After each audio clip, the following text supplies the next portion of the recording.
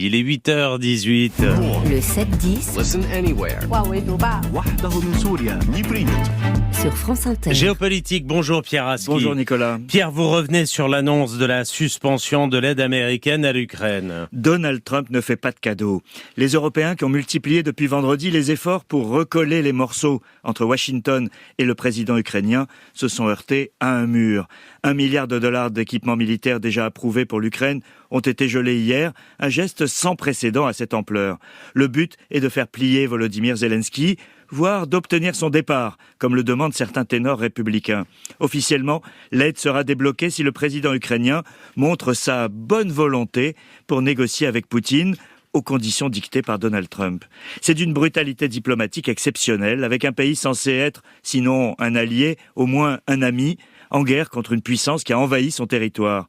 Mais pour Trump, Zelensky lui a manqué de respect et il doit le payer en se soumettant, qu'il accepte de s'humilier et le gel de l'aide sera levé.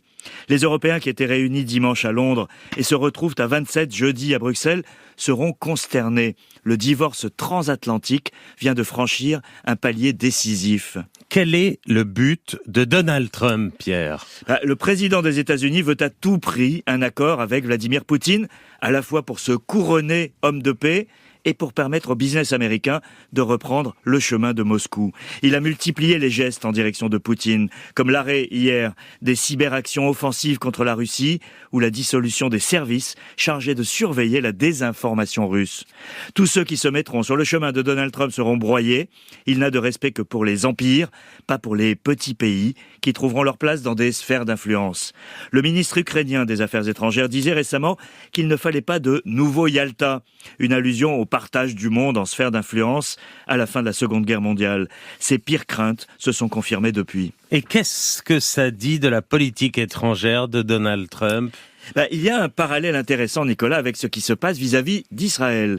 Hier, on apprenait que Marco Rubio, le chef de la diplomatie américaine, avait accéléré l'approbation de $4 milliards d'aide militaire à Israël. Et ce, à un moment où le cessez-le-feu menace de s'écrouler dans la bande de Gaza d'un jour à l'autre. Israël a déjà coupé illégalement l'entrée de l'aide humanitaire au territoire palestinien, avec l'accord de Washington.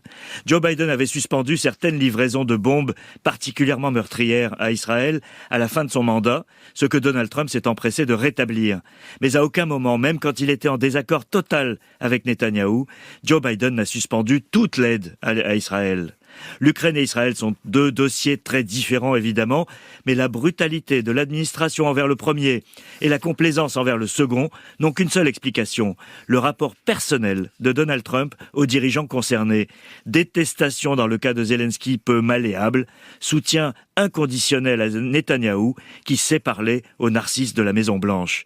À méditer en ces temps de bouleversement stratégique total et inquiétant pour ceux qui s'accrochent au droit et à la fidélité aux alliances.